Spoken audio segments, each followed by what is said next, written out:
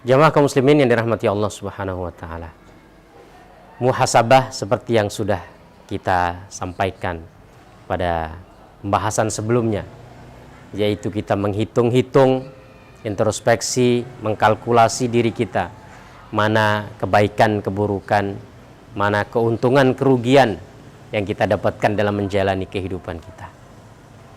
Tadi sudah kita sampaikan bahwasanya di antara manfaat utama dari kita bermuhasabah adalah kita menjadi orang yang insya Allah beruntung, sebagaimana yang disabdakan oleh Nabi Shallallahu Alaihi Wasallam. Lalu apa manfaat lain ketika kita muhasabah, mengintrospeksi diri kita? Yang selanjutnya, dengan introspeksi kita juga bisa mengetahui hak dan kewajiban kita. Ada seorang ulama bernama Ahmad Ibnu Wahab. Beliau mengatakan, sesungguhnya orang yang beriman harus membagi waktunya ini dengan 4 hal. Yang pertama, membagi waktunya untuk Allah Subhanahu wa taala. Yang kedua, membagi waktunya untuk diri dia sendiri, untuk keperluan kebutuhan dia. Yang ketiga, untuk keluarga dan juga sahabat-sahabat atau masyarakat sekitar. Dan yang keempat adalah untuk muhasabah atau introspeksi.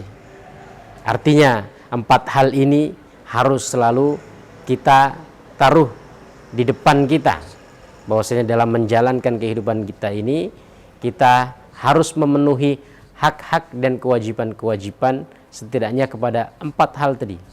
Kepada Allah, bagaimana ibadah kita. Tetapi kita bukan hanya beribadah, tapi kita juga butuh untuk memenuhi kebutuhan kita pribadi-pribadi. Nah, kita butuh bekerja untuk memenuhi kebutuhan pokok kita. Selain itu, kita juga perlu memperhatikan hak dan kewajiban keluarga, sahabat-sahabat kita, saudara-saudara kita, anak kita. Dan yang keempat, dari semua itu ada juga waktu yang kita gunakan dalam setiap hari, paling tidak untuk kita merenung, untuk kita melihat apa yang sudah kita dapatkan dalam hari ini. Manfaat yang lain dari muhasabah, kita juga bisa tetap istiqomah. Dalam setiap salat kita memohon kepada Allah, ihdinas siratal mustaqim, tunjukkan kami ke jalan yang lurus. Kita ini dalam menjalani hidup seperti melakukan perjalanan. Itulah yang disabdakan oleh Nabi Shallallahu Alaihi Wasallam. Jadilah kalian dalam hidup di dunia ini seperti musafir atau orang asing. Kita hidup ini seperti berjalan menuju satu tujuan. Kita ingin tujuan kita ini lurus di hadapan kita. Kita berjalan juga ingin lurus. Tapi seiring berjalannya waktu, dalam menjalani hidup ini ada godaan dari kanan, dari kiri, dari depan, dari belakang, yang boleh jadi tanpa kita sadari atau dengan kesadaran kita jalan merasa kita sudah lurus, tapi kita mungkin melenceng ke kanan atau ke kiri. Maka perlu kita melihat apakah perjalanan kita ini selalu lurus atau jangan-jangan sedikit demi sedikit kita sudah melenceng. Maka dengan muhasabah, ketika kita tahu kita sudah melenceng ke kanan agak jauh, maka kita perlu ke kiri. Kita sudah melenceng ke kiri agak jauh, maka kita perlu ke kanan untuk selalu kita berada di jalan yang lurus, sebagaimana kita berdoa selalu kepada Allah, ihdinas siratal mustaqim. Itulah yang disebut dengan istiqomah. Maka dengan muhasabah kita insya Allah terbantu untuk selalu istiqomah di jalan kebaikan.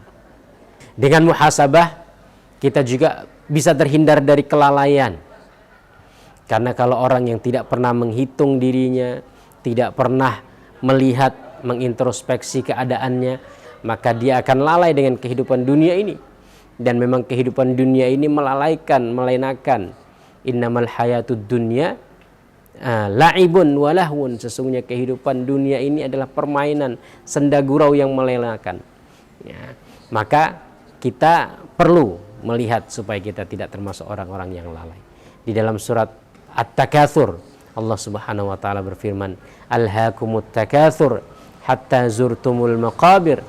Kalian sering dibuat lalai dengan upaya untuk bermegah-megahan, dengan upaya untuk menambah kekayaan sehingga lalai. Kita tidak tahu mana halal, tidak tahu mana haram, tidak tahu mana baik, mana buruk, semuanya kita hantam. Ya. Kapan kita baru sadar? Hatta zurtumul maqabir. Seringkali orang itu sadar ketika dia masuk kubur. Artinya dalam kematian itulah baru sadar. Maka jangan sampai kita menjalani kehidupan ini lalai, baru ketika Allah cabut nyawa kita, kita sadar, ya Allah, ternyata kehidupan dunia ini selama ini membuat saya lalai. Hatta zurtumul maqabir. Sampai kita masuk ke kuburan baru kita tersadar. Maka sebelum itu terjadi, kita juga perlu menghitung-hitung, menimbang-nimbang setiap gerak-gerik dan amalan kita. Muhasabah juga bisa menjadikan kita termasuk orang yang dipuji oleh Allah Subhanahu wa taala. Allah bersumpah dalam surat Al-Qiyamah, la uqsimu biyaumil qiyamah wa la uqsimu bin nafsil lawwamah. Aku sungguh bersumpah dengan hari kiamat, kata Allah, dan aku bersumpah dengan jiwa-jiwa yang suka mencela. Allah kalau bersumpah dengan sesuatu, maka berarti dia mengagungkan apa yang dijadikan sebagai sumpah. Dalam ayat ini Allah bersumpah demi jiwa-jiwa yang mencela. Kenapa Allah memuji jiwa-jiwa yang mencela? Jiwa-jiwa yang mencela ini atau yang disebut dengan an-nafsul lawamah adalah jiwa-jiwa yang mencela diri sendiri, bukan mencela orang lain. Jiwa yang selalu melihat, saya kok kurang ibadahnya, saya kok kurang ngajinya, saya kok selama ini banyak keburukannya, sedikit amalan kebaikannya, dan lain sebagainya. Itulah yang disebut dengan an-nafsul lawamah. Nafsu yang suka mencela, tapi bukan mencela orang lain, mencela diri sendiri, melihat keburukan aib yang ada pada diri sendiri.